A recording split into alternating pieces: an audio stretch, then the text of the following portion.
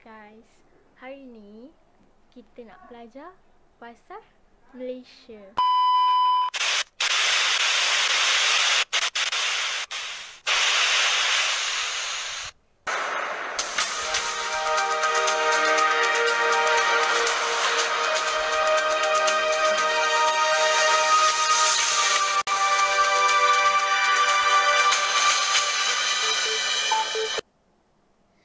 Salam sejahtera, salam satu Malaysia.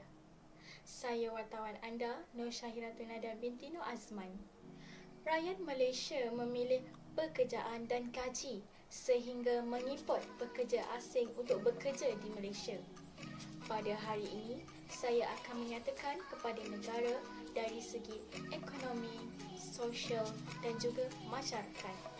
Dengan statement tersebut, saya tidak bersetuju bahawa kita mengimport pekerja-pekerja asing untuk bekerja di dalam negara. Sejak dahulu lagi, negara kita menjadi tumpuan para pendatang asing untuk mencari rezeki.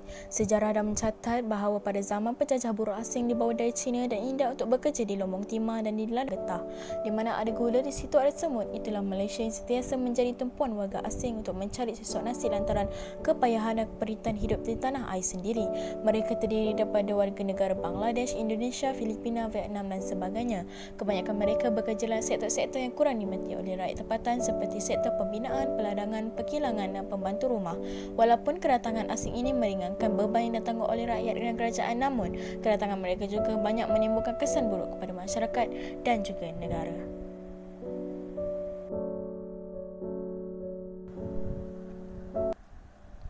Antara kesan negatif kedatangan mereka ialah mereka telah merampas peluang pekerjaan penduduk tempatan. Hal ini kerana sikap mereka yang sanggup menerima gaji yang agak rendah dan tidak memilih pekerjaan telah mendorong para majikan untuk mengambil pekerja asing untuk bekerja dengan mereka. Mereka juga sanggup hidup dalam suasana serba kekurangan seperti rumah-rumah kongsi, di tapak pembinaan dan bangsal-bangsal di kawasan ladang. Hal ini berbeza dengan sikap pekerja tempatan yang menuntut gaji yang tinggi dan pelbagai kemudahan sehingga akhirnya mereka sanggup menganggur jika tuntutan tidak dipenuhi. Fenomena ini ibarat kera di hutan disusukan, anak di rumah kelaparan. Implikasinya ialah kehidupan rakyat tempatan semakin tersepit sedangkan pekerja asing terus mengumpul wang untuk diangkut ke negara mereka.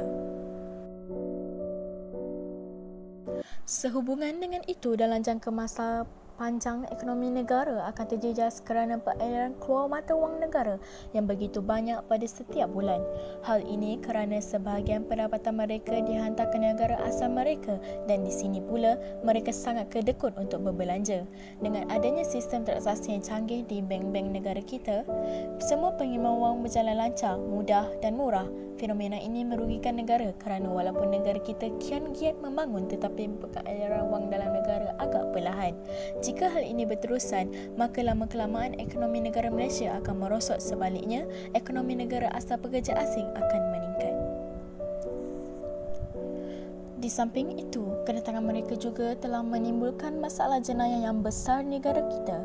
Umpamanya, banyak kes rompakan, samun dan pecah rumah dilakukan oleh pekerja asing, terutamanya yang masuk secara haram ke negara kita. Hal ini ditambah dengan kes pembunuhan, kes rogol dan pergaduhan pekerja asing di rumah-rumah kongsi, kes-kes penderaan anak-anak oleh pembantu rumah dan pembunuhan majikan yang dilakukan oleh pembantu rumah menyebabkan para ibu bapa berasa ragu-ragu dan bimbang untuk meninggalkan anak-anak mereka atau ibu bapa yang sudah tua di rumah bersama-sama pembantu rumah semasa mereka keluar bekerja. Selain itu, kehadiran mereka juga telah menimbulkan masalah pertempatan apabila mereka membina rumah-rumah setinggan di mana-mana kawasan lapang di sekitar bandaraya. Mereka tidak kira sama ada tanah yang diduduki itu tanah kerajaan oleh pemilik sendirian. Fenomena ini telah menambah bilangan rumah setinggan rakyat tempatan yang telah sedia ada dan bertambah dari semasa ke semasa. Keadaan ini telah membebankan pihak berkuasa tempatan dan usaha menangani masalah setinggan di kawasan mereka. Sementara itu, kehadiran mereka juga telah merebakkan pelbagai penyakit berbahaya yang berjangkit seperti batuk kering, hepatitis B, AIDS, taun dan juga COVID-19. Hal ini kerana banyak pendatang asing yang masuk secara haram tidak ketahui penyakit mereka. Begitu juga ada pekerja asing yang masuk secara sah tetapi setelah pemeriksaan kesihatan dilakukan atas mereka jelalah bahawa mereka mengidap pelbagai penyakit. Hal ini membimbangkan para pemajikan kalau pekerja mereka menyebarkan penyakit dalam kalangan pekerja lain. Akibat penyakit berjangkit seperti taun dan malaria merebak di kawasan tersebut dan di sekitarnya, kesimpulannya kedatangan buruh asing telah banyak menyebarkan penyakit berbahaya negara kita. Kedatangan buruh asing juga telah mencemarkan budaya masyarakat kita. Hal ini kerana mereka datang dengan cara hidup mereka yang berbeza dengan budaya penduduk tempatan. Umpamanya kelab-kelab dandut ada kaitannya dengan warga Indonesia yang meminati muzik dandut. Anehnya masyarakat kita turut sama mengunjungi kelab dandut hingga lupa akan budaya dan agama yang dianuti oleh mereka.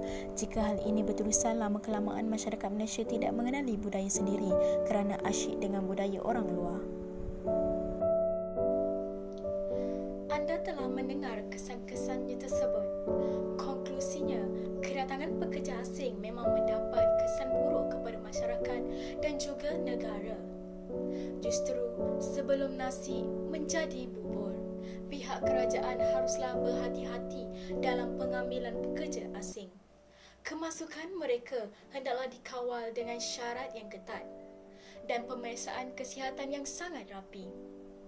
Pihak berkuasa juga mestilah tegas terhadap pekerja asing yang masuk secara haram. Tamatlah sudah berita hari ini. Saya wartawan anda, Nur Syahiratul Nada binti Nur Azman. Moga kita bertemu lagi. Stay safe, stay at home. Salam Ramadan buat semua umat Islam.